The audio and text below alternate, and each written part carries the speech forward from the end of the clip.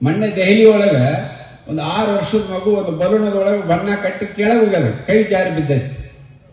ಕೈ ಜಾರಿ ಬಿದ್ರೆ ಅಲ್ಲಿ ಹೋಗಂತ ಹೆಣ್ಮಗಳು ಬುರ್ಕಾ ಹಾಕೊಂಡು ಹೋದಕ್ಕೆ ಅಸಲಿ ಮುಸಲ್ಮಾನ್ ಅಲ್ಲ, ಕನ್ವರ್ಟ್ ಆಗಿದ್ ಲವ್ ಜಿಹಾದೊಳಗೆ ಒಂದಿಷ್ಟು ಬಣ್ಣ ಸಿಡಿತೈತೆ ಆಕಿ ಬುರ್ಕಾ. ಆಕಿಗೆ ಯಾಕೆ ಬಣ್ಣ ಸಿಡಿಸಿದಿ ಅಂತ ಹೇಳಿ ಬಂದ ಅವ್ನು ಬಡದು ಕೊಲೆ ಮಾಡ್ತಾರ. ಆ ಕುಟುಂಬದ 24 ವರ್ಷದ ಹುಡುಗನ ಬಡದು ಕೊಲೆ ಮಾಡ್ತಾರ.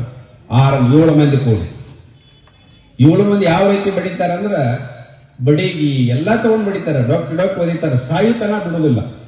ಆ ಹೆಣ್ಮಗಳು ಯಾರು ಹಿಂದೂ ಹೆಣ್ಮಗಳನ್ನ ಕನ್ವರ್ಟ್ ಆದಕ್ಕೆ ಲವ್ ಜಿಹಾದೊಳಗೆ. ಅಂದ್ರೆ ನಮಗ ಮುಳ್ಳಾಗುವಂತ ಸ್ಥಿತಿ ನಿರ್ಮಾಣ ಆಗಿದೆ. ಆದ್ರೆ ಇವತ್ತು ದೆಹಲಿ ಸರ್ಕಾರ 6 ಮಂದಿನ ಅರೆಸ್ಟ್ ಮಾಡ್ತೀವಿ, 7ನೇದು ಅವ್ನು ಸಿಗ್ಲಿಲ್ಲ. ಅವ್ನ ಮಣಿ ಕೆಡದ್ರೆ 3 ಅಂತಸ್ತು ಮನಿ ಐತಿ. ಇಂಥ ಕಾನೂನು ತಗೊಂಬರ್ ನೋಡೋಣ, ಯಾಕೆ ಭಾರತ್ ಮಾತಾ ಕಿ ಜೈ ಹೇಳೋದಿಲ್ಲ? UP ಒಳಗೆ 21 ಕೋಟಿ ಅದಾರ. ಅದ್ರಾಗ 21 ಕೋಟಿ ಪೈಕಿ 40% ಭಾರತ್ ಮಾತಾ ಕಿ ಜೈ ಒಂದೇ ಮಾತ್ರ ವಿರೋಧ ಮಾಡುವಂತವ್ರು ಇದ್ರು. ಒಬ್ಬ ಸನ್ಯಾಸಿ, ಭ್ರಷ್ಟಾಚಾರ ಇಲ್ಲದಂತ ಒಬ್ಬ ಸನ್ಯಾಸಿ ಯೋಗಿ ಮುಖ್ಯಮಂತ್ರಿ ಆದ್ಮೇಲೆ ಎಲ್ಲ ಸರಿಯಾಗಿತ್ತು. 40% ಇದ್ರು ಸುಮ್ಕೊಂಡು ಸರ್.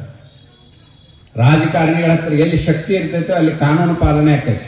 ಯಾವ ಅಸಹಾಯಕ ರಾಜಕಾರಣಿಗಳು ಇರ್ತಾರೋ ಅಲ್ಲಿ ಕಾನೂನು ಪಾಲನೆ ಆಗಕ್ಕೆ ಸಾಧ್ಯನೇ ಇಲ್ಲ.